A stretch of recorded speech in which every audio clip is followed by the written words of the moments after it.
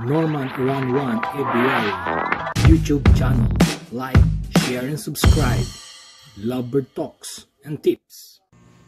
Hello and welcome again my fellow Kashabobs to my YouTube channel Norman Iran 1.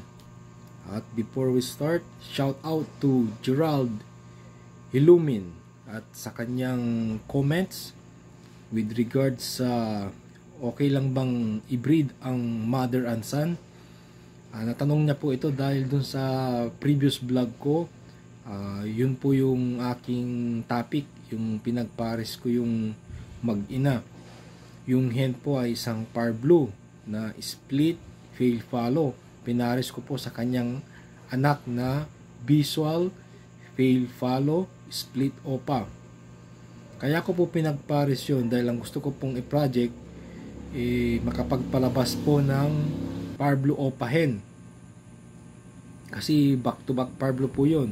Saka isa pa pong nilang anak, kung gusto ko pong i-project, maglalabas po yun ng blue 2 na split fail follow or visual fail follow po. Yun po ang aking gusto kong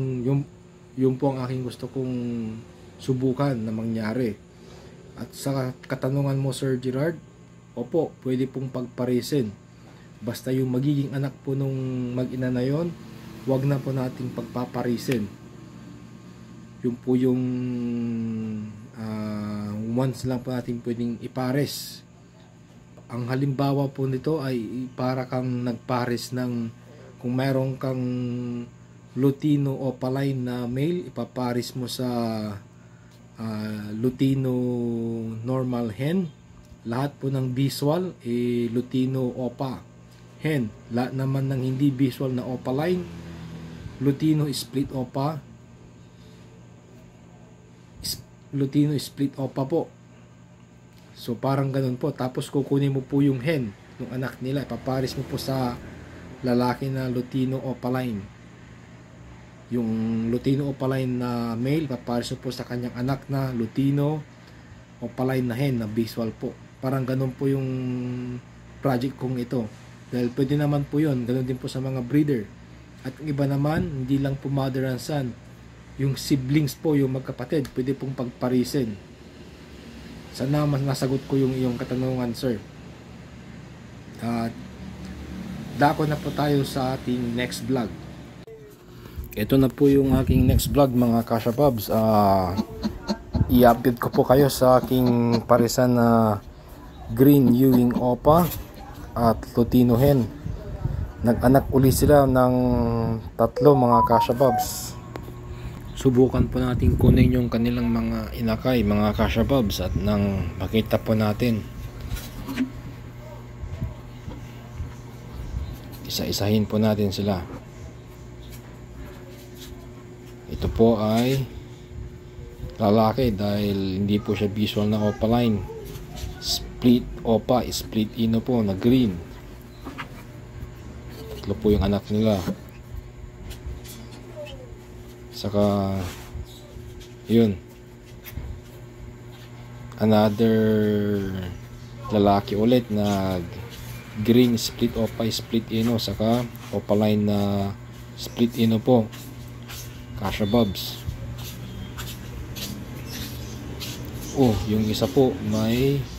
Yung isa po yung paa niya may problema, splay legs po. Buti na lang at nakita natin, aayusin po natin ito. Kaya lagi po nating tignan yung ating mga inakay once na malaki na po sila, para makita po natin kung ano pong diferensya sa kanila, kung napapakain ba sila ng tama, kung okay ba yung mga balahibo nila, at ganun din kung splay leg sila. Ito po yung green opa split ino na 6-link hen. Maganda po, quality po yung kanyang kulay, mga Kashabobs. Ayan po, mukhang Ewing po ata ito hindi po, tingnan na lang po natin pag medyo dumami-dami na po yung kanyang mga balahibo. Ayan po siya. Balik na po muna natin. Kuha po tayo ng isa. Yung isa niyang kapatid. Oops. Sorry, nahulog. Sorry. At ito naman po ay isang 6-link male na green split opa, split ino. Ayan po siya. Masigla po sila mga kashababs. Ganito po ang itsura ng green split opa, split ino. Balik na po natin sa kulungan. At itong panghuli, ito po yung green opa, split ino ulit na splay legs. Ayun po yung kanyang kaliwang paa. Iba po yung ayos, hindi po normal. Kaya mahirapan po itong maglakad. Ito po yung ating aayusin. Lalagyan po natin ng tape para habang bata pa ay maituwid yung kanyang mga paa mga kashababs. Kaya ugalayin po natin i-check yung kanilang nest box. Ang dahilan po kaya nagkakaroon lagi ng splay legs sa aking munting libunan ay kulang po ako sa nesting material. Ayan po. Pero at least nasusolusyonan naman po natin at nabibigyan sila ng paunang lunas lagi. Yun po yung masking tape.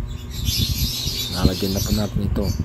Sa paglalagay po ng masking tape or yung tape,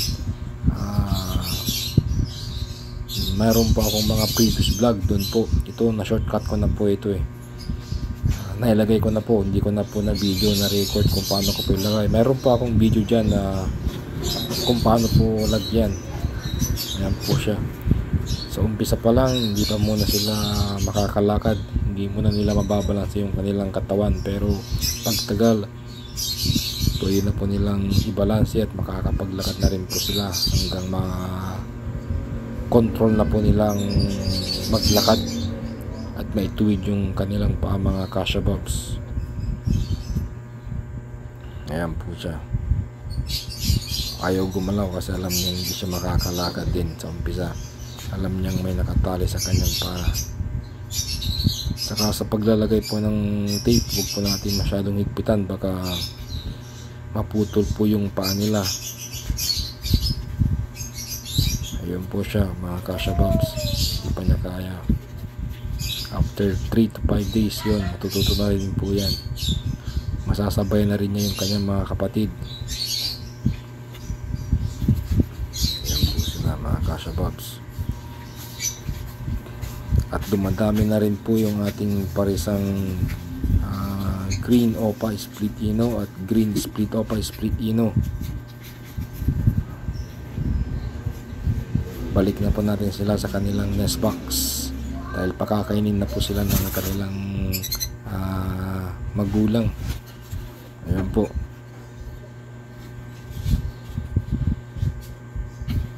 Iisa-isahin po natin silang ilagay dahil baka baka mahulog ulit. Ito po yung green opa split ino. Quality po yun mga kashababs. At ito yung splay legs na ating phoenix or inayos. Ayan po siya.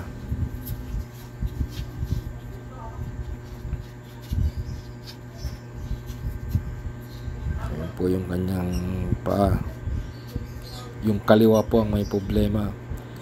Sa nest box po nila makikita nyo po medyo kulang-kulang po yung nesting material na aking nailagay, kaya nagkaganon po. Sana sa inyong huwag nyo pong pamarisan at damihan nyo po nang sa ganon di po kayo magkakaproblema sa mga ibon na painakay. Yan po yung kanilang magulang, yung lalaki yung green Ewing split green Ewing opaline, saka yung babae yung lutino.